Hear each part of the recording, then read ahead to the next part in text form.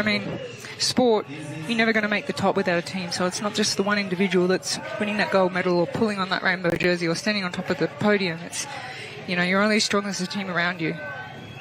Our next team is going, the team of Rwanda. They get started. Massive reception for Rwanda. Patrick Bayakasenga, Eric Enkudabera and Mika Uweduai. They're underway now.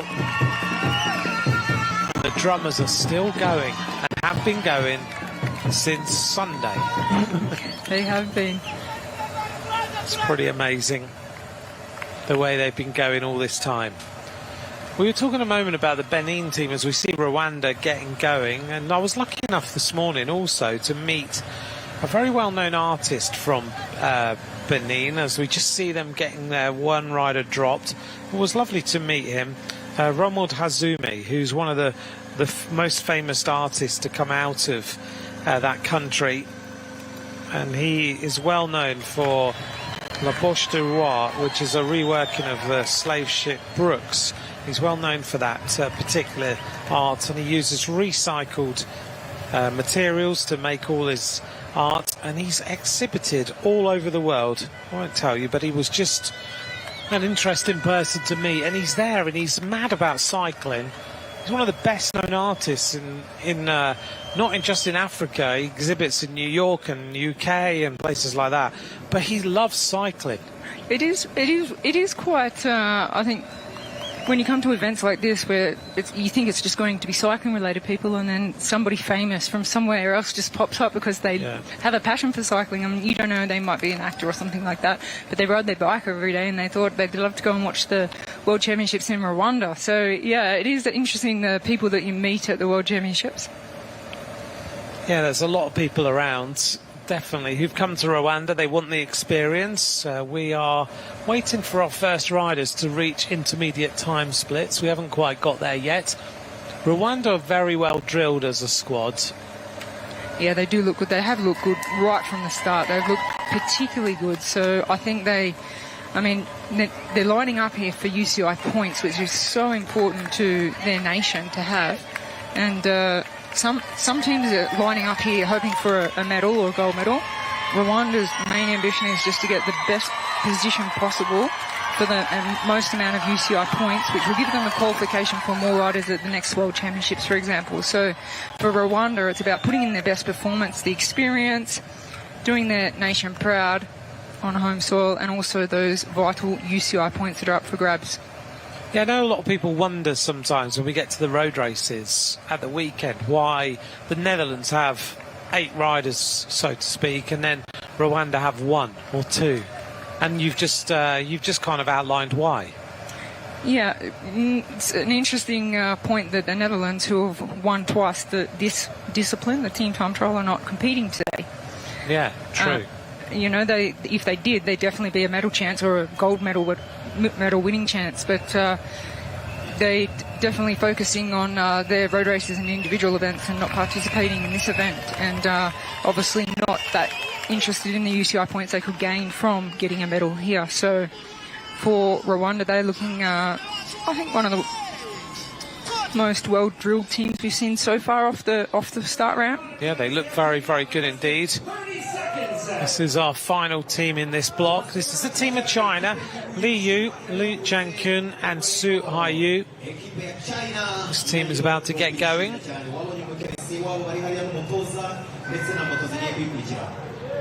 It'll be interesting to see how they do. Chinese cycling growing all the time. One of the team here, a member of the Astana squad, as he gets going, and now getting more and more involved in world cycling as well, because they've got, of course, massive sponsorship of the Astana team, riding on those X-Lab bikes, and actually the Astana team is part-owned now by China. And you've been there quite a lot. Yeah, it's a very interesting move, but I do think that we will see a lot more riders from China in the peloton in the future, and that they have exceptional talent there. They have exceptional funding for cycling, and it's like this world of a tiny little program going on that nobody really knows about, but they've got these athletes that are capable of so much that we haven't seen yet, and they're developing them. So it's, I think, yeah, we will see the peloton have a lot more Chinese riders, and really competitive as well, because they're already at a level that I think would really surprise people. Benin have just gone through the first split. 16 minutes 42.44 for the split. The crowd today is bigger. Yeah, I mean, the people have been out since, I think, 9 o'clock this morning. They've just been banging on the barricades, cheering all the riders on the route on the course. And I mean, the locals, they're so into it, passionate about this event and cycling. When you're, if you put the television on here, it's on all the time. Yeah, it's just amazing how cycling, I guess it's just one of the, I wouldn't say that they're mainstream sports, but it is. It's becoming that way. It's becoming that way, yeah. Here's our next squad we've been looking at, the Rwandan team. I'm glad they're back in these jerseys, because when we were out on the course earlier on today, the Rwandan team was wearing a completely different jersey. And I thought, OK, we're now going to have to spot a different jersey in the peloton over the road races. But thankfully, they've gone back to their normal kit, because the other jersey was lovely, but would have been harder to spot. Oh, Uganda have flown up this climb. They've gone through the fastest time, 14 minutes 14.01 for Uganda. The average speed there was pretty high. Yeah, 37.5 kilometres per hour for the lap of the men from Uganda. So, well, not for the lap, sorry, the first split there at 8.9 kilometres. They do look real good, don't they? But that's a real drag, isn't it, up to there? So 37k an hour is rapid, because they're now going to start to fly downhill, and they'll really pick up the tempo all the way back to Kigali now. So they're looking good, nice and relaxed. 46k an hour for this squad. This Rwanda team, you can see the way they're riding. It's quite an unusual formation. That middle rider is always sitting to the right-hand side, and the other rider sitting to the left-hand side at the back. Yeah, I think when we get to the last wave of riders and the more experienced riders, we won't see that. We'll see them in a dead straight line. But if you're a little bit nervous about clipping the wheel, getting a little bit too close, they sit a little bit to the side, which gives them an aerodynamic disadvantage, of course, but safety first. This is the Kigali Genocide Memorial. We were going to try and go here this morning, but the whole training situation meant that we didn't, because there was so much going on around the hotel. But also, you had to get a motorbike taxi to get there.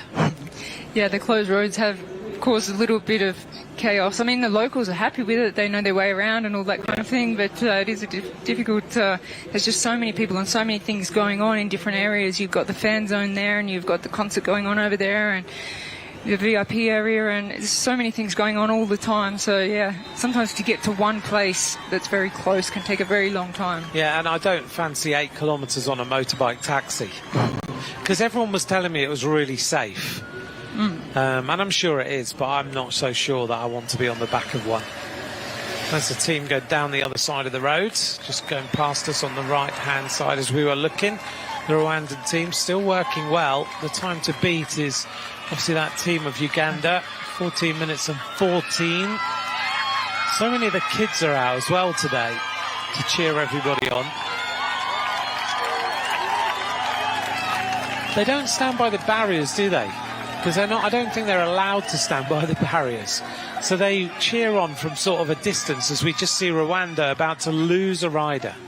Yeah, that's not good for Rwanda, because they were the most well-drilled team when they went off the start line, but now they're down to 2, and you can see the second rider struggling as well, just with balance and coordination, which comes down to fatigue, that they may have just all gone out a little bit too hard, but they have to be careful now. It's going to be a real hard second part of the race, where they haven't even gone through the first time check yet. But they could have done with keeping their riders together for this descent. Even here, though, The Benin team is struggling a little bit on this descent to keep two riders together, which is what you have to do.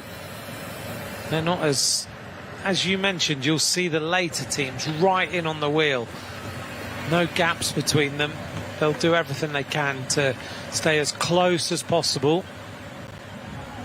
Here's the arrival of our next team at the intermediate. This is Ethiopia. They're going well, actually. The team of Uganda was 14-14, and Ethiopia go into the leads. Very interesting. So they may not look very well drilled in terms of aerodynamic position and equipment and things like that, but they've got the power. They've got the brute power, should I say, and they are absolutely flying. So they've gone through with the fastest time in front of Uganda and Benin, and their average speed at the first time check at 8.9 kilometres was 38.2 kilometres per hour. That's pretty rapid, isn't it? Significantly faster than Uganda.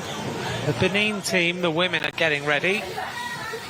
Their last warm-ups. They've got to be on the stage ready for the end of this time trial of the rest of their team. Those last moments of just getting the F out. What sort of warm-up will these teams be doing here? How long? Well, it's interesting with the warm-up here at this particular World Championships, because you're at altitude and you do have that heat. It's not extremely hot, but it's a different type of heat. And as we've both experienced, Anthony, it's also quite a dusty air, so it's very hard to breathe. So with the warm-up, you want to be careful that you don't overdo it. So it's not every event is different, but it's not just a normal, Tour de France, Giro d'Italia, or a classics race warm-up. It's really got to be specific to your body and what you're capable of and your adaptation to this environment. It's funny, when you talk to the riders, and it doesn't matter whether they're male or female, all of them have said that it's not the legs, it's the lungs that are hurting. Yes, that's right. They're at altitude. They've got a little bit of that, dusty air, and it's just burning. I've felt it myself this morning, actually, out on the course. It's, it is very difficult to get the air in. So I think the altitude and air has been very underestimated by the riders, and a lot of riders are really struggling. The Chinese team, we go back here to Benin. This is the intermediate split number 2. Benin go through in 24 minutes 10.65. Since they lost their rider, they look like they're now much more cohesive as a unit, spinning along well, and it looks like they're starting to produce some good speed on the way back down to Kigali. Still the fastest team at the first intermediate split is Ethiopia.